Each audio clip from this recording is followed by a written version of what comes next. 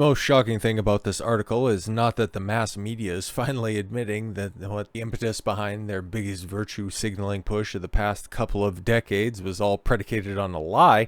It's that they needed to study that in order to figure it out. Major studios pledged to hire more female filmmakers and people of color where performative studies find. Yeah, no, exactly, because if you're trying to run a merit-based system, certain things end up getting naturally filtered out, despite the box office success of Greta Gerwig's Barbie. Yeah, just can't wait for her follow-up because she's the lead writer on, let me check my notes again, oh right, the Disney Snow White remake. She's going to be great. And Elizabeth Banks' Cocaine Bear. Nobody talks about that anymore. And Elizabeth Banks also made the Charlie's Angels reboot, the one that's so famously memed into saying, this white men, this film isn't for you. And then after it bombed at the box office a couple of weeks later, hey, white men, why didn't you come to our film? I thought we were supposed to listen to women. Female directors are not getting the same opportunities in Hollywood as their male counterparts. Yeah, because at the end of the day, for as many virtue signaling beacons that have gone up on the Hollywood horizon, at the end of the day, these are still businesses that want to turn a profit. So yeah, you get in where you fit in. How about that? At the same time, major studios, which pledged to re-examine their employment practices in the wake of the George Floyd, I guess it was confirmed by a court and a jury of his peers, but the George Floyd's murderers failed to produce many films from people of color. Well, what does that speak to? What exactly does that speak to? I don't think it is touching on the thing that you hope it would, but okay. Stark findings from a new report by USC Annenberg's Inclusion Initiative, which calls the entertainment industry's pledge to support inclusion performative acts and not real steps toward fostering change. Or you could also argue that, they adhere to their pledges and principles by bringing on more women, bringing on more people of color, and just take a look at what happened in 2023. How well did that work out for everybody? In the second report in as many days, to find that despite some important box office milestones for female filmmakers, Barbie was both the year's most successful film and its highest grossing movie ever directed by a woman. Studios still give their highest profile gigs to male directors. Oh, yeah. Okay. So Barbie was right up there at the top. But what was a stone's throw away? All right. That was the Super Mario Brothers movie. And what was the third highest grossing and fourth and fifth and sixth? All right. Those were all directed by men. But you're just going to go ahead and cherry pick your examples. Okay, cool. You know what else was directed and written by a woman? The Marvels. Why don't you want to hold that up as a sterling example of 2023 cinema? Very interesting. Very interesting. The other study was conducted by the Center of the Study of Women in Television and Film at San Diego State University. Oh, so definitely doesn't have a bias at all. USC report found that the total of 116 directors were attached to the 100 top grossing domestic films in 2023, but just 14 of them, or 12.1%, were women. Yeah, justifiably so. So of all of the big budget films that got released in 2023, many of them turned a profit. How many of them turned a sizable profit? Okay, that's only a slight improvement on the 9% of top-grossing films that were directed by women in 2022. But the report argues that the percentage of female filmmakers in the top movies has not changed notably since 2018. Again, does that speak to not enough women in those positions? Or if women are given the opportunities, they don't capitalize on them? You can't have it both ways. Only 4 women of color, 3.4%, helmed one of the top 100 grossing films of 2023.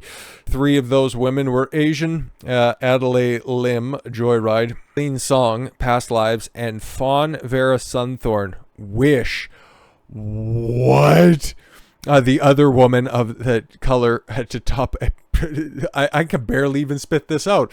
The other woman of color to direct a top movie... Nia DaCosta from the Marvels. That's what you're holding up as your examples. Oh, look at this. The women of color just don't give. They're not given opportunities. Yeah, you had Wish.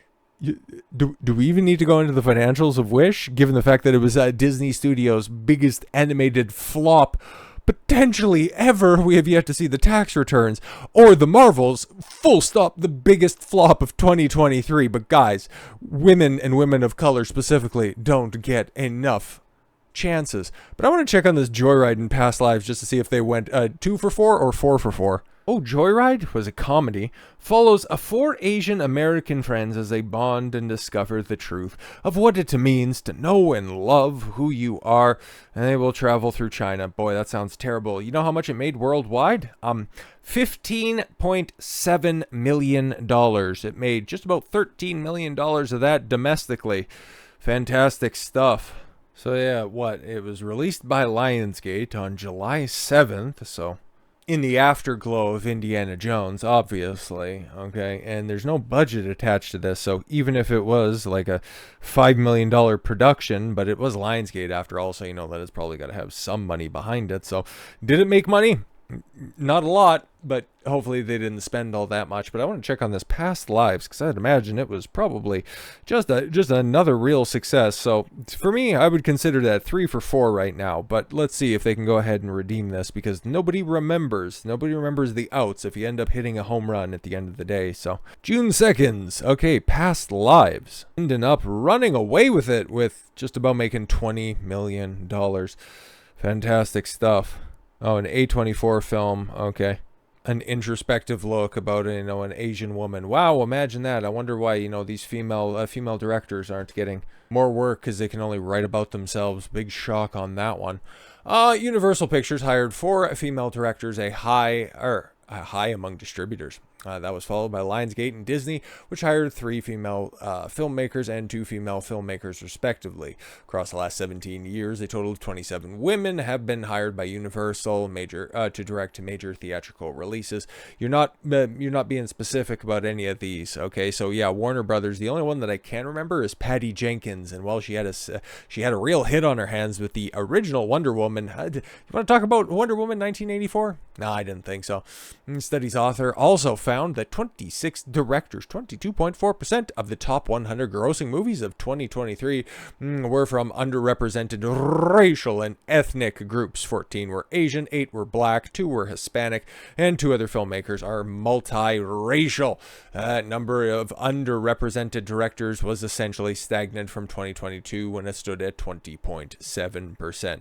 Well, it's actually up, 1.7%, so that's not all that bad, but they're minorities, and they're minorities for a reason. If you want to actually have accurate representation, you would have it accurately represented. And to me, your black directors are at least twice as represented by the population. Asians, overwhelmingly represented.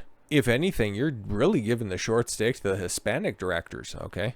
Among major distributors, Warner Brothers was the top performer in 2023 with 5 films from underrepresented directors. Yeah, James Wan with Aquaman 2. I wouldn't hold that against him. He's also done some good work in the past, and including, the previous Aquaman film that made over $1 billion. So yeah, imagine that. You show a track record for success, and then you're rewarded by the studios, or you work your way up with successful indie projects, and then you get the keys from the big studios. Or they can just simply do some diversity hiring. They can just cast like it's a Sears catalog, and then they end up reaping those repercussions.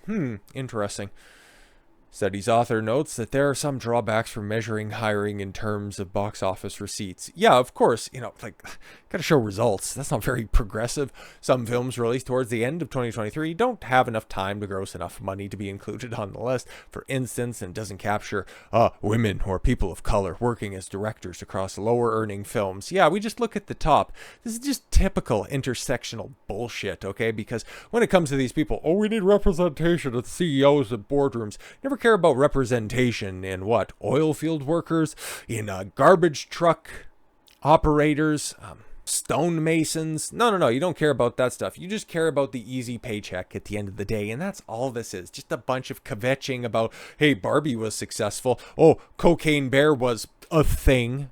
I can't remember when the meme on that one was going around. I'm going to check the box office on that one, because I think it did dick with a side of all, okay?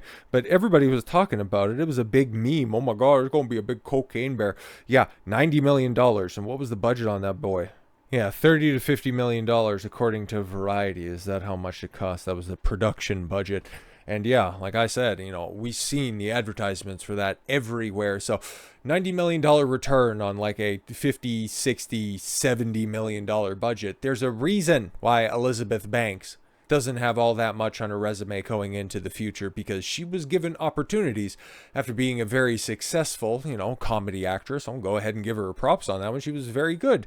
But the moment that she became so hyper insufferably feminist, well, all of that goodwill just seemed to dissipate. It's almost like we haven't got to the point yet where you can fully legislate thought, because you, as the media, can continue to preach, we need more representation behind the camera, we need more people of color, we need more women behind the scenes, when the audience are just simply asking, can we just get POT representation, people of talent, because we want good entertainment. We don't care who's making it, we don't care who's on the screen. I think the overwhelming success of something like Godzilla -1 stateside just goes ahead and really drives that point home. If you want to cherry pick examples, two can play at that game.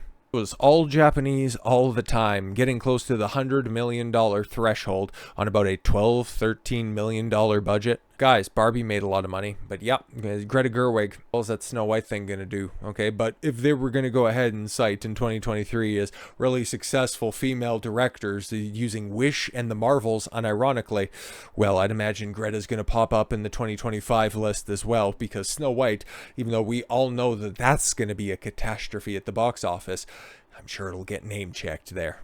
Just for the simple fact that not many movies are going to be making in the $100 million range. But yeah, you just keep on trying to push the politics right there. But now that people are starting to see that, hey guys, you know what, they're just trying to virtue signal. They're not actually being honest about this stuff. Yeah, you should just take a venture into the real world every once in a while, because everybody knew that this was fact a long time ago. I'm surprised that you needed to study that in order to figure it out. So with all that said, thank you all very much for the gift of your time. I've been Don Consuelo. I want you to follow your gut and get after it. Take care, everyone.